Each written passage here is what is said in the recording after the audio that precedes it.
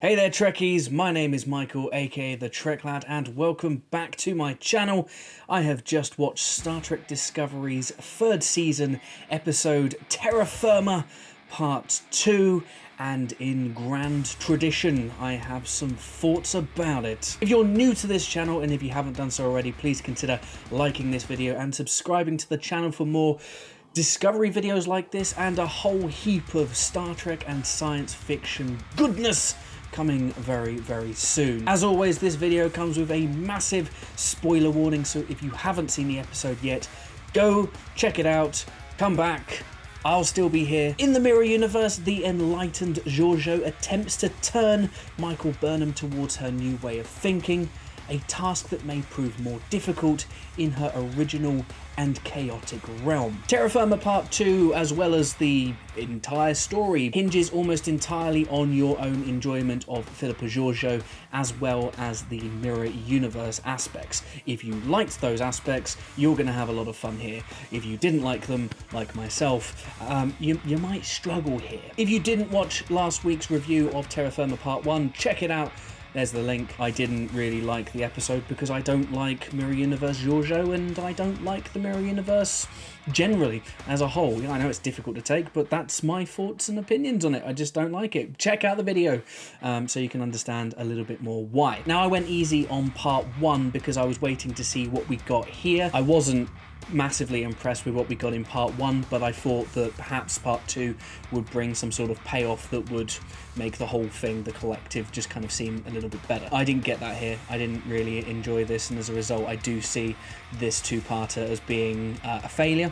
I'm going to go into why. Before you can mash that dislike button, I am going to talk about the aspects of this episode that I did enjoy. Now, Terra Firma Part 2 saw, at least for the time being, the conclusion of Philippa Georgiou. She has left Discovery, and obviously while I'm super happy that we're not going to see Georgiou anytime soon, I am very sorry to see the show lose Michelle Yeoh. I've said on many occasions, while I don't like the character, that is not a reflection on the actor, and Michelle Yeoh is one of the world's best actors. Star Trek has for years enjoyed some incredible acting talent, some incredible talent behind and in front of the camera, and I was so happy when we got Michelle Yeoh in Discovery's first couple of episodes. I thought it was just going to be a couple of episodes, a one done, or maybe a 1-2 and done, and that was going to be it. But we have enjoyed this actor on our show for almost 3 years, and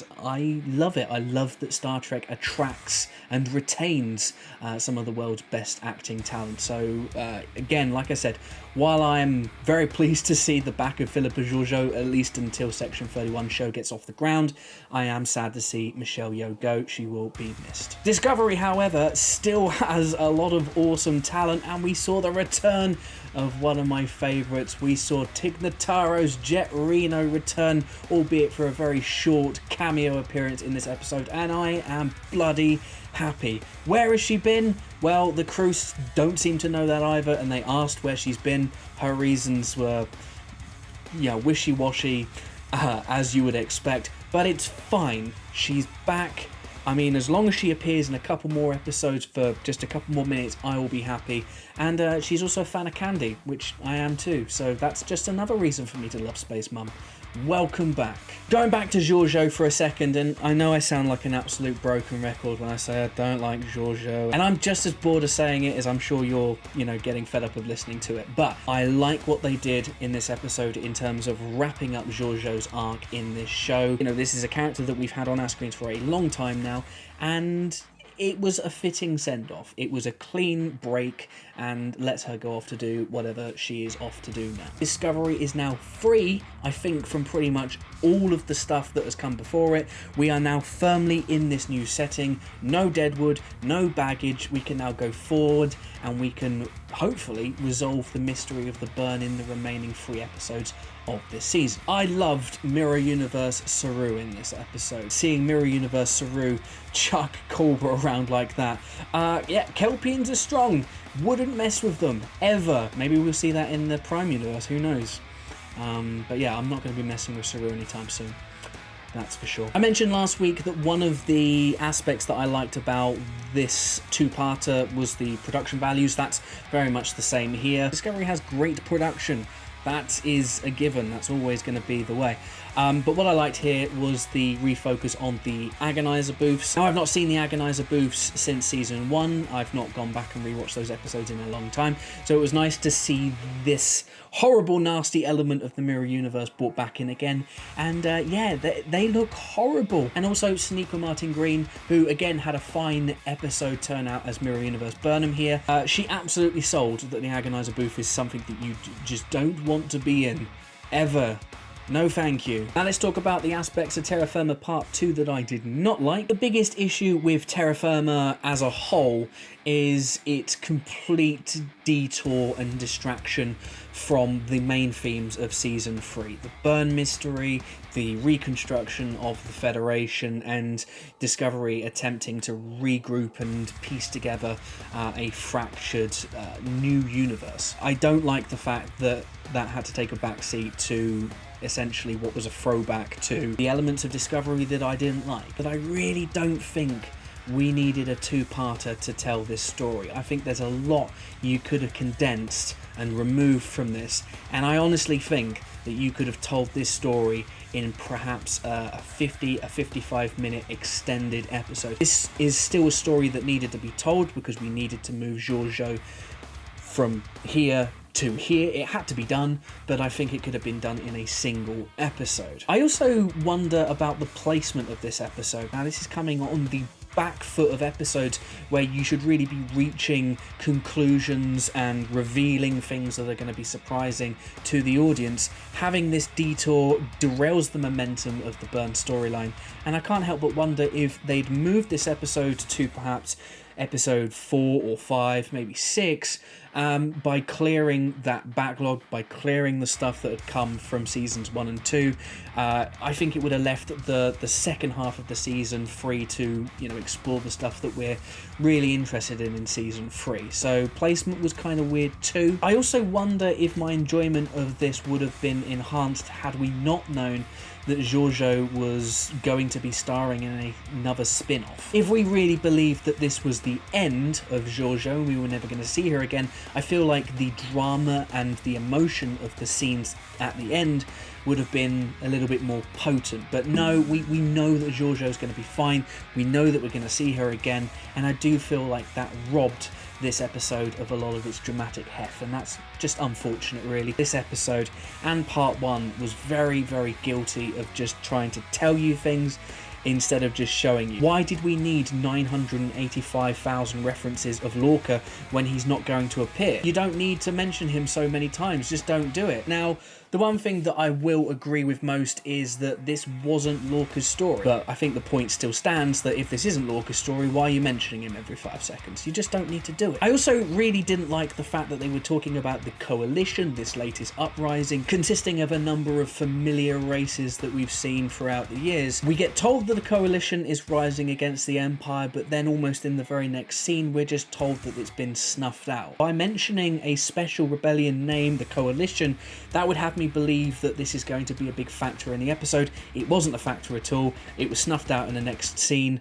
I don't know why it was mentioned. I'm probably going to really annoy people here when I say that the Guardian of Forever did absolutely nothing for me. I know. I mean, I knew it was the Guardian of Forever from watching the first part and seeing the name of the newspaper. You kind of just put 2 and 2 together, and I'm just like, well, that's the Guardian then, surely. And it turns out it was. I have no problem with Discovery reusing elements from classic Trek. I just don't need this stuff. Star Trek is an expansive, a huge universe. I really saw this as an opportunity to just have an ambiguous entity that we won't, we're not going to know and understand much about. We live in a vast universe. And I feel sometimes that Discovery, by using all of this stuff that we already know, it kind of shrinks the universe a little bit. I didn't mind it, but I would love to see Discovery just try some new stuff. Take some chances. Establish some new races. Give us some new faces. Give us new mysterious entities. I'm sure there are more mysterious entities out there than the Guardian and Q. There are more out there. Well, there's Trelane, isn't there? Give us more, please. More stuff. More new stuff. Come on. All of the stuff that came at the end with Georgiou and Burnham's departure and all that kind of stuff. It just felt... It didn't seem earned to me. I just don't think Georgiou and Burnham have ever really... I just don't think Georgiou's ever done anything for Burnham in this universe. Except remind her that she had a Georgiou once. But I would buy that they had a camaraderie, so the ending with those two, I can accept it to a certain level. What I don't understand, though, is the kind of wake that they had on Discovery to end the episode. Georgiou was a cunt to the Discovery crew. I just didn't really buy the whole, oh, she was a nice person, we missed her, we're gonna really miss her, and she was so great and stuff. Because in the last episode, we saw her chuck stuff at members of the crew. She's not likable. She's a dictator in space who eats people. She's not nice. Don't miss her. There was a lot of CGI blood in this episode, and I don't really know why, because you can have blood squibs and do it all practically. Surely it would be cheaper to use blood packs. I don't know. I can see a few people enjoyed the Mirror Universe credits.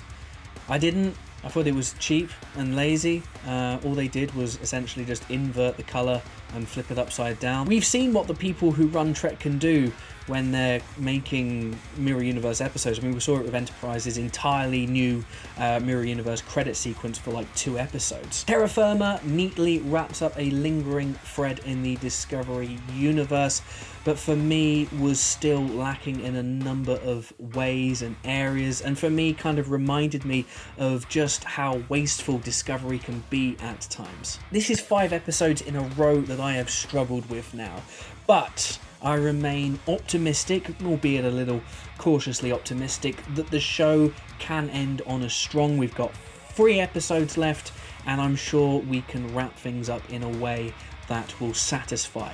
I still believe Discovery Season 3 is a marked improvement on 1 and 2.